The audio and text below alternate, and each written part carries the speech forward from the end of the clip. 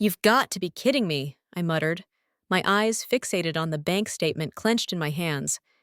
The name that blatantly stood out felt like a cruel joke. Wishwell Hearts Foundation. At a glance, it seemed completely legitimate. A charity with regular withdrawals from our joint savings and an address that seemed banal.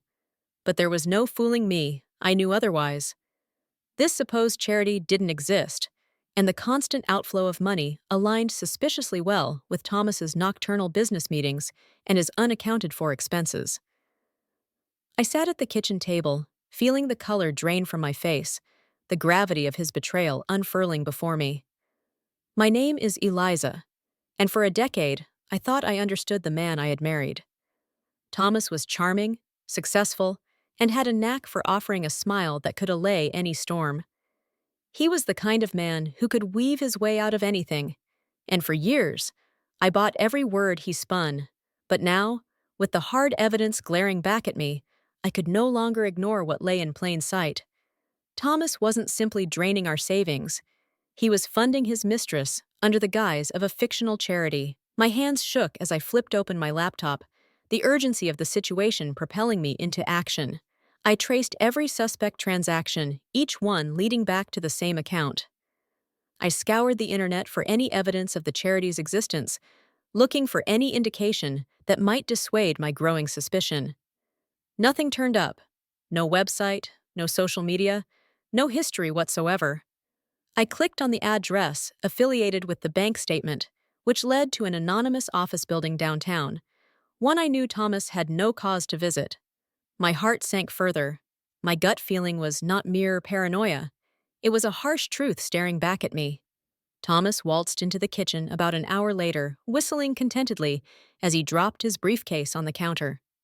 "Hey, honey," he said, leaning down to give me a perfunctory kiss. "How was your day?" I forced a smile, tucking the damning bank statement under a mound of unopened mail.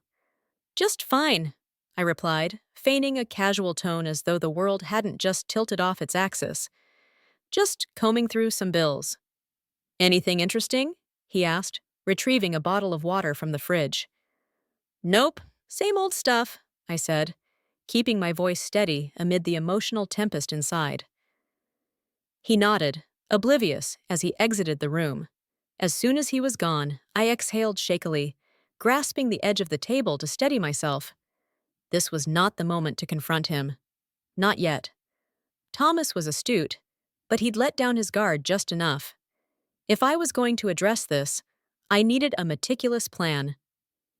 Settling back into my seat, I opened a fresh notebook, meticulously recording dates, amounts, and patterns. I wasn't entirely sure what my next move would be, but one thing was certain. Thomas would not escape this unscathed. His arrogance was his downfall, and it would be his undoing.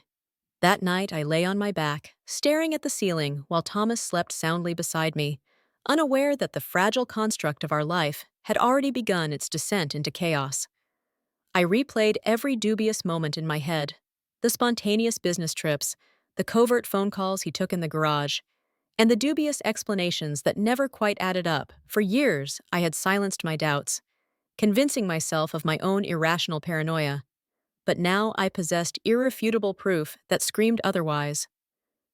The following morning, with Thomas away at work, I sat at my computer, delving deeper into the paper trail he'd left behind. With each revelation, my anger swelled. He hadn't only funneled tens of thousands of dollars into this faux charity, he'd expended it on luxury merchandise, flights, and extravagant hotel stays. A particular invoice stood out, a receipt for a diamond necklace delivered to an address I didn't recognize.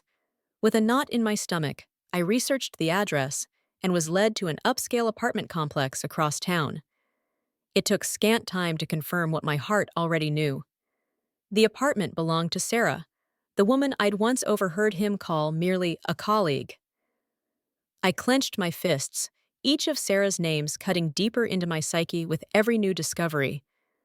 This wasn't just a matter of money.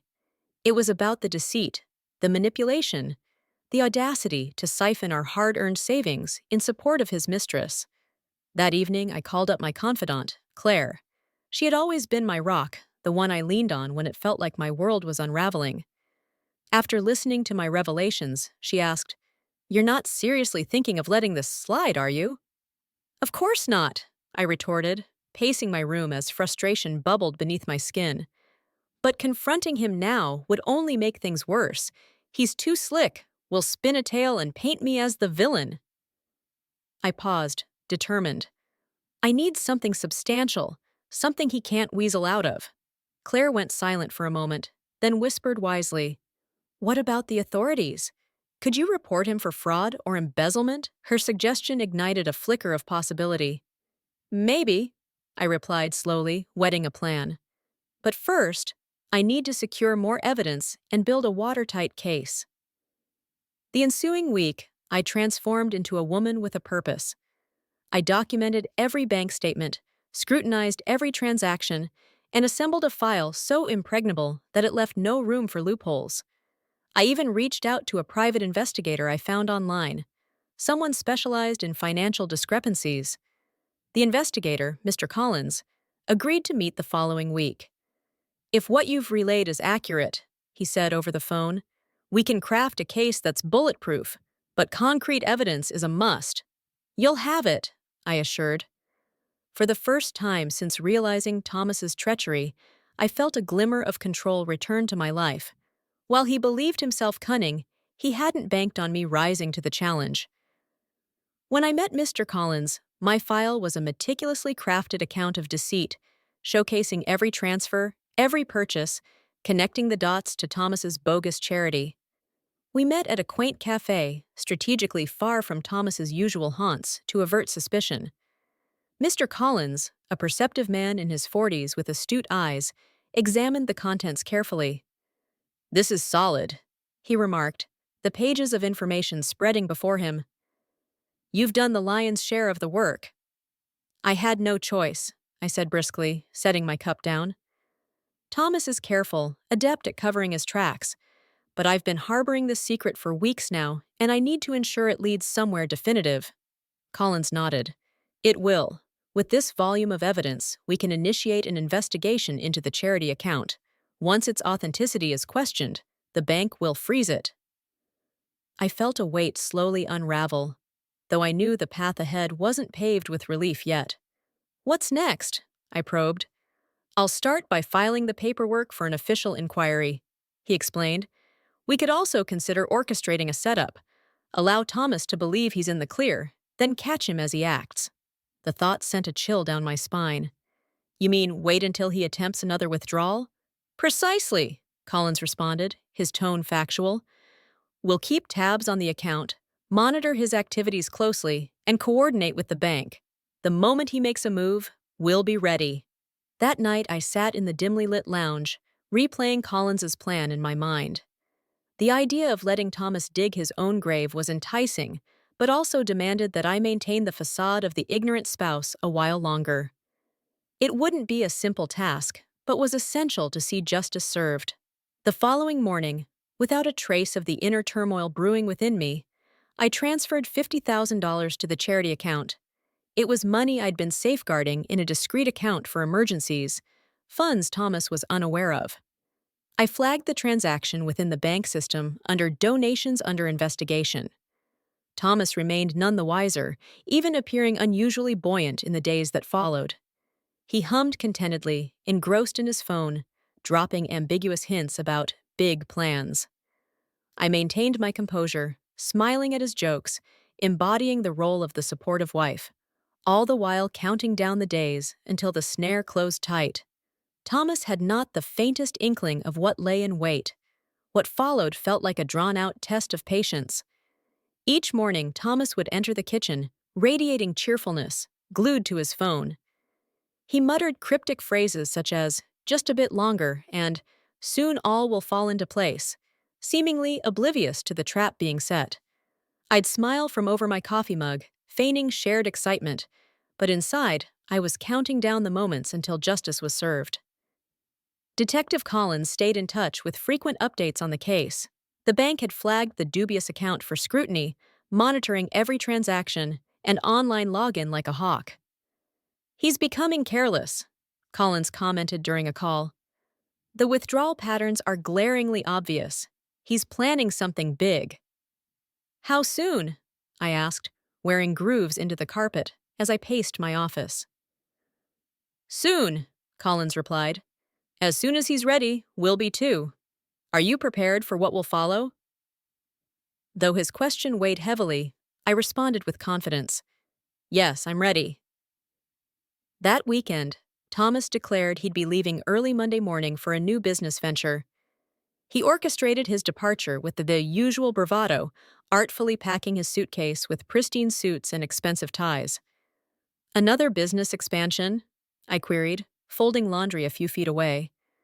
Something like that, he answered, his voice laced with excitement. Big opportunities are on the horizon. I might be gone all day, so don't wait up. I bit down hard on my cheek to keep from smiling too widely. What he didn't know was that his horizon led straight to a reckoning. The night before his grand exit, sleep evaded me. I lay beside him silently rehearsing every detail of the plan as he chortled obliviously in his dreams. In a few hours, Collins assured me, officers would be waiting to intercept Thomas at the bank. Catching him the moment he attempted to access the funds, as dawn broke, Thomas leaned over to kiss my cheek goodbye, his smugness radiating like a noxious cloud. Wish me luck, he chimed, confidently clutching his bag. Good luck, I said, my tone unwavering. May everything work out just the way you've envisioned. I'd meant every word. Once his car disappeared down the street, my resolve hardened. I grabbed my bag and set off for the bank, heart pounding in my chest, adrenaline spiked with each passing mile. When I arrived, Detective Collins was already stationed outside, accompanied by a modest team of plainclothes officers. He offered me a nod of reassurance. He hasn't arrived yet, Collins informed me, scanning the scene. But we've verified his withdrawal appointment. He'll be here soon. A motley of emotions tangled within me. And you're certain this will work? He won't slip through the cracks? Collins's intent gaze was steady as he assured, he'll make the move, and once he tries to access that account, the bank will signal us. He'll have nowhere to run. Taking a deep breath, I positioned myself strategically where I could observe without being seen. Minutes stretched agonizingly until Thomas's car rolled into the lot. He stepped out confidently, his tailored suit cutting a path through the parking space, unaware of the web closing around him. From outside, I saw him approach the counter, poised and assured. He handed over his information, while the teller accessed the account now carefully flagged. It was then I witnessed the hesitation, the flicker of uncertainty crossed the teller's face. A manager approached, flanked by officers. As confusion clouded Thomas's apparent ease, the scene unfolded without audio, but the body language was loud. Confusion morphed into panic as officers revealed their badges. They handcuffed him amid protests that broke through the glass barrier. I hovered, waiting by the entrance as they led him out. The sight of me stopped Thomas short, the color draining from his face. Eliza! His voice cracked, a tremble in his call as they halted momentarily. What's happening? Why are you here? I withheld my response initially, savoring the opportunity I'd long rehearsed. Instead, I wheeled out a folder, divorce papers meticulously drawn up weeks prior, and passed it to him as officers stewarded him by. Consider this my final contribution, I remarked icily. His lips parted in objection, but before a word escaped, they ushered him away into the waiting car. Collins approached me with determination. That was efficient, he noted. He's not going anywhere for a while. I nodded, my breath releasing slowly, the overwhelming weight lightening with each passing breath. It was finally over. The drive home felt dreamlike, my mind replaying the morning's events like a stuck reel. The decisive click of the cuffs on Thomas's wrists, the bewilderment and fear etched across his face as realization dawned. Relief flooded in, yet all I could truly feel was a heady mixture of exhaustion and liberation, the adrenaline that had been my constant companion now draining away, leaving behind a peculiar quietude upon arrival. Claire was already there waiting for me, true to her word. Understanding completely, she brought a bottle of comforting wine rather than gaudy balloons, an acknowledgement that the victory, while just, was bittersweet. "Did it all unfold as planned?" she inquired as I stepped from the car, a perceptive gleam in her eye. I nodded, swiping a stray hair back with a weary hand. "He's in custody. They nabbed him the moment he tried to access the account." The surprise widened Claire's eyes before she shot me a careful smile. "And did you?" she prompted, leaving the question hanging weightlessly between us. "I delivered the divorce papers personally," I revealed, holding up my now empty folder with a semblance of satisfaction. Claire gave a low whistle, impressed. "Remind me never to cross you," she quipped, and we shared a small but genuine laugh.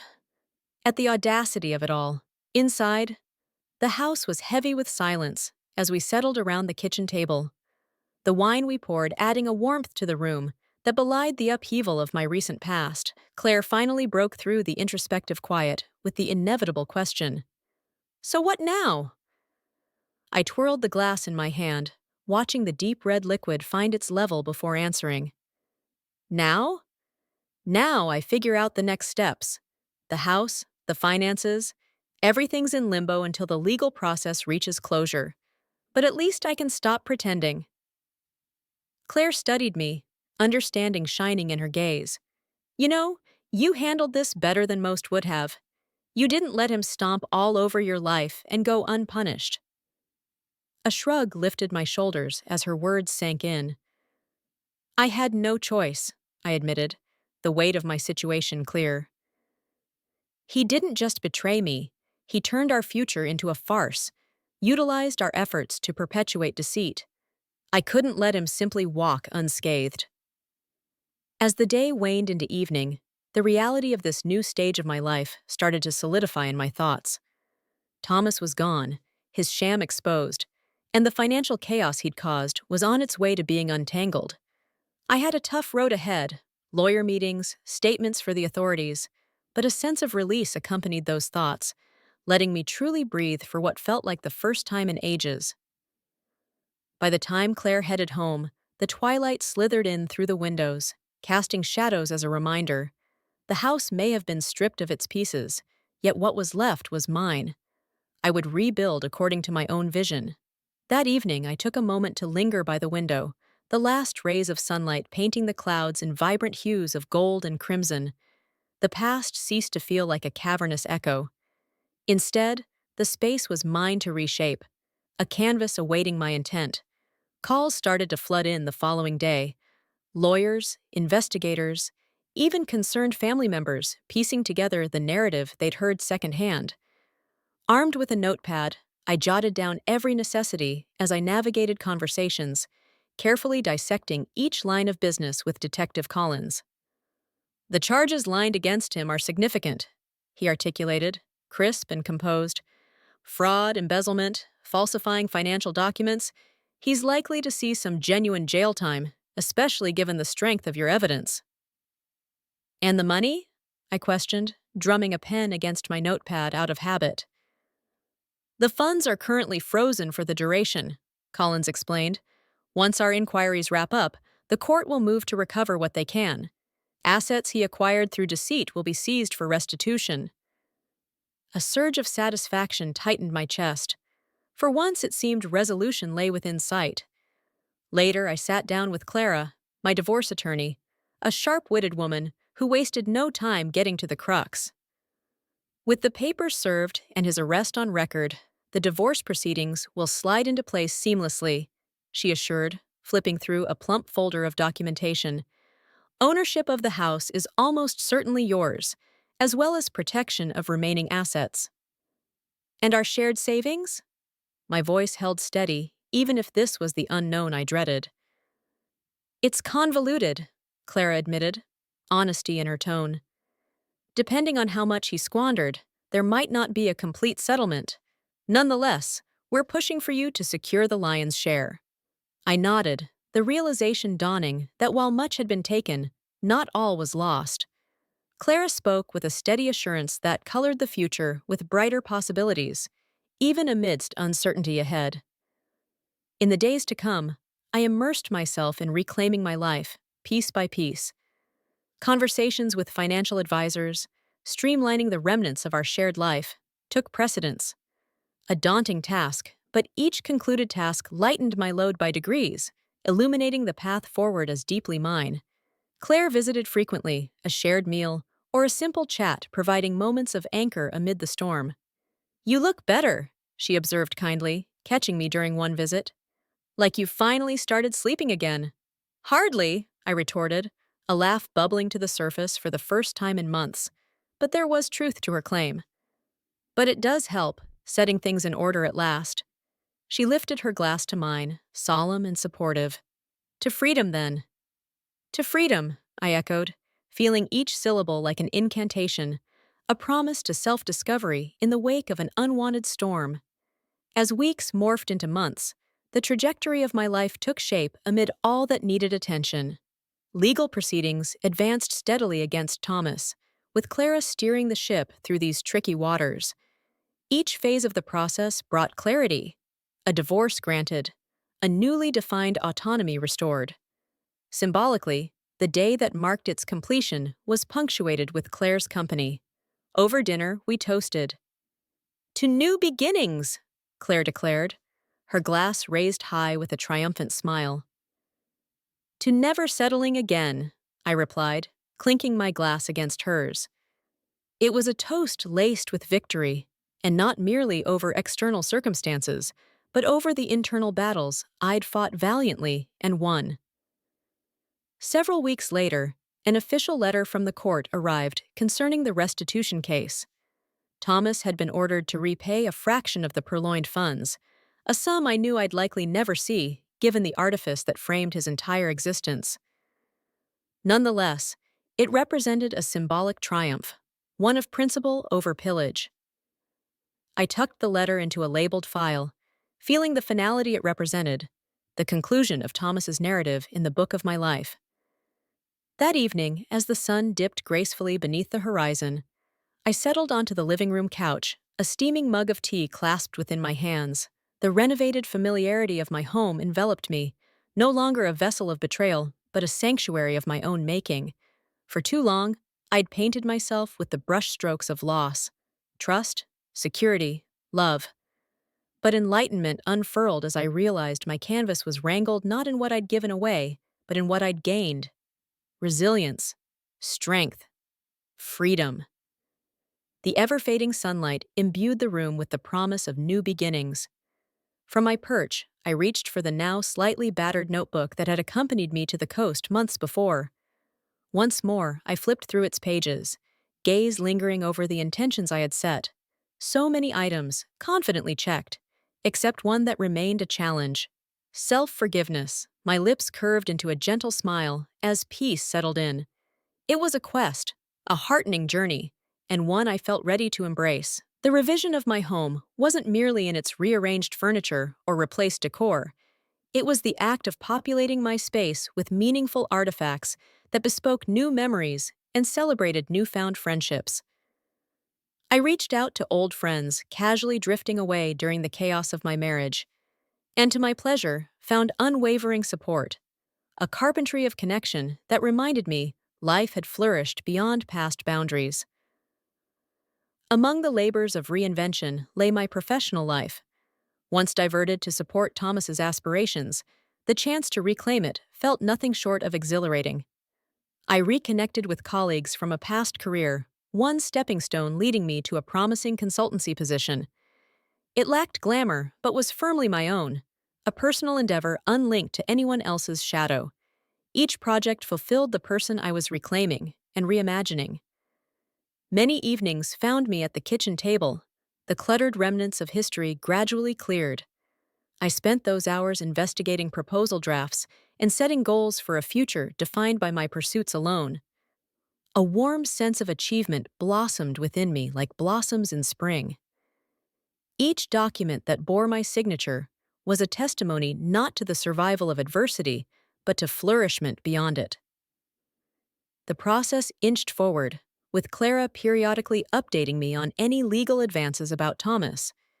Each new detail was a step I met steadily, a stride into reclaiming full ownership of my life's course, and confidently steering it in a direction radiant with possibility.